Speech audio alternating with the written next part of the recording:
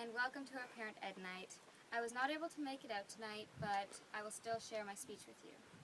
My speech was on the kitchen jobs and the chores that the children had to do at Hershey.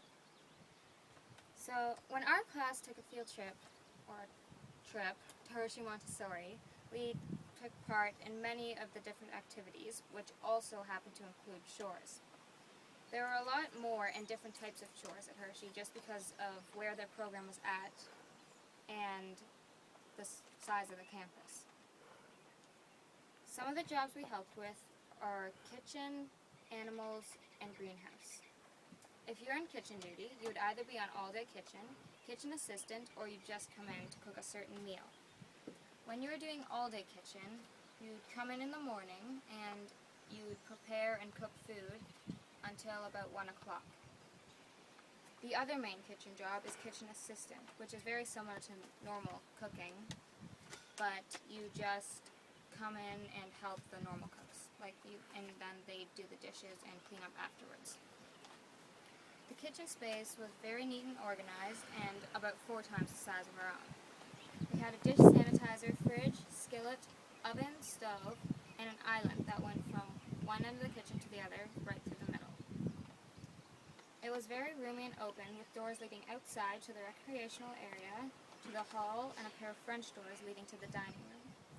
Downstairs, there was a smaller kitchen used for experiments, preparing goat's milk, microeconomies, and things like that.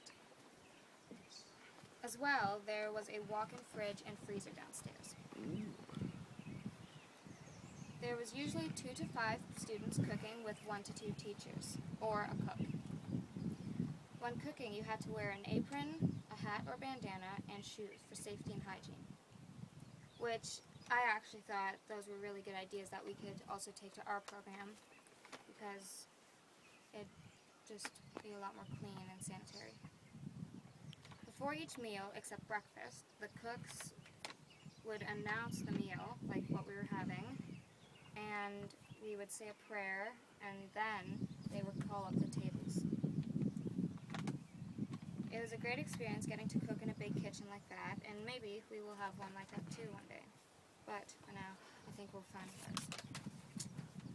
Now for the animal chores. At Hershey, they had a large variety of animals, including chickens and chicks, cows, goats, and horses. How the animal chores work is a few students would feed the horses, cows, and goats and let the chickens out of their coop, and this was in the morning.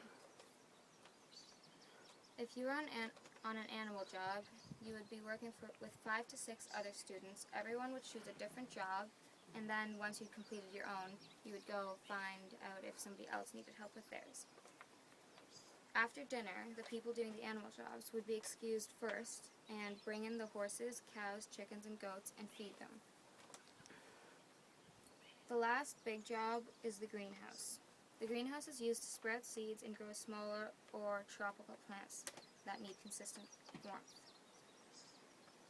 For this job, all you really had to do is water the plants and sometimes even plant some seeds.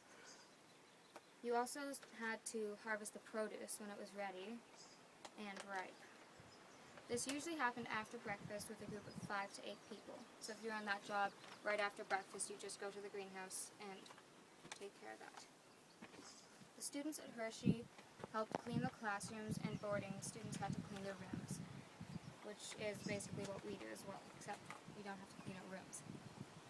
While we were at Hershey Montessori, we participated in all of the chores and learned so much about working and running a farm that we can take and use for our own program. We got many ideas and advice that we could use in the future, of which some we have already put to work, including building a greenhouse, which is over there, but that didn't last too long, and a chicken coop, which I'm standing in right now. So we're still working on that. Thanks for watching! Bye!